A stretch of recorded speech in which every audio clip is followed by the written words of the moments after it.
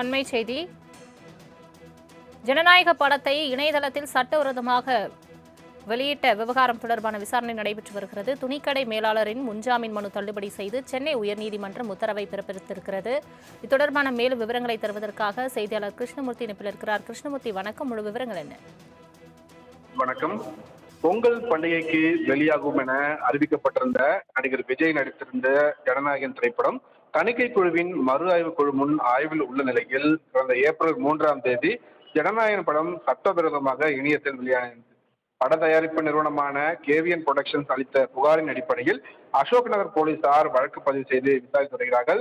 இந்த நிலையில் இந்த வழக்கில் தொடர்பாக தனக்கு முன்ஜாமீன் வழங்க வேண்டும் என ஃப்ரீலான்சிங் எடிட்டரான திருவேற்காட்டைச் சேர்ந்த உமாசங்கர் என்பவர் சென்னை உயர்நீதிமன்றத்தில் மனு தாக்கல் செய்திருந்தார்.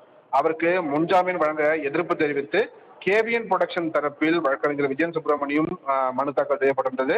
இந்த மனுக்கள் நீதிபதி ஜி.கே. இளந்திரையன் முன்னிலையில் விசாரணைக்கு வந்தபோது மனுதாரர் தரப்பில் வழக்கறிஞர் பால் கனகராஜ் ஆஜராகி பிரபல துணிக்கடையில் மேலாளராக பணியாற்றுகிறாரே தவிர சினிமா எடிட்டர் இல்லை என்றும் இதற்காக மனுதாரர் யாரிடமும் எந்த தொகையும் பெறவில்லை என்பதால் மனுதாரருக்கு முன்ஜாமீன் வழங்க வேண்டும் என்று வாதங்களை வைத்தார். பட தயாரிப்பு நிறுவனமான கேவிஎன் புரொடக்ஷன் தரப்பில் ஆஜரான வழக்கறிஞர் விஜயன் சுப்பிரமணியன் இந்த வழக்கில் கைது செய்யப்பட்டிருக்கக்கூடிய பிரசாந்த் என்பவர் தான் இந்த படத்தை நகலெடுத்து துணிக்கடையில் வேலை பார்க்கும் தனது சகோதரர்களுக்கு அனுப்பியுள்ளார் என்றும் அவர்கள் மனுதாரருக்கு அனுப்பியிருக்கிறார்கள். மனுதாரர் தான் படத்தை சட்டவிரோதமாக இணையதளத்தில் பதிவேற்றம் செய்திருக்கிறார் என்று வழக்கறிஞர் விஜயன் சுப்பிரமணியம் தெரிவித்திருக்கிறார். மேலும் 500 கோடி ரூபாய் முதலீட்டில் தயாரிக்கப்படக்கூடிய இந்த படத்தை திருட்டுத்தனமாக வெளியிட்டவருக்கு முன்ஜாமீன் வழங்கக்கூடாது என்று வழக்கறிஞர் விஜயன் சுப்பிரமணியம் கடுமையான வாதங்களை வைத்திருந்தார். காவல்துறை தரப்பில் வழக்கறிஞர் முகிலன் ஆஜராகி சட்டவிரோதமாக இணையத்தில் வெளியான படத்தில் எடிட்டிங் நேரத்தில் போடப்படக்கூடிய அந்த வாட்டர் மார்க் இருந்ததாகவும் இதன் மூலம் எடிட்டிங் ஸ்டுடியோவில் இருந்துதான் படம் வெளியாகியுள்ளது என்பது காவல்துறை விசாரணையில் தெரிய வந்துள்ளதாக வாதங்களை வைத்தார்.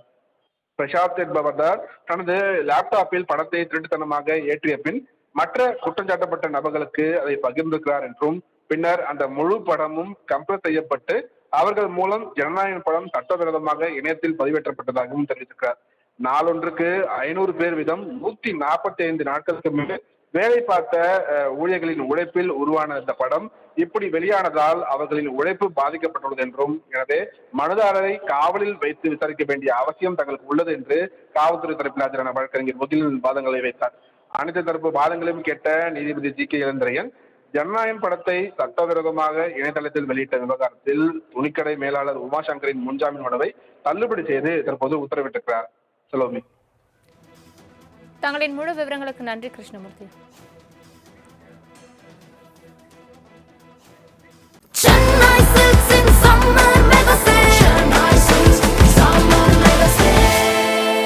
The Chennai Silks in Mega Summer Sale.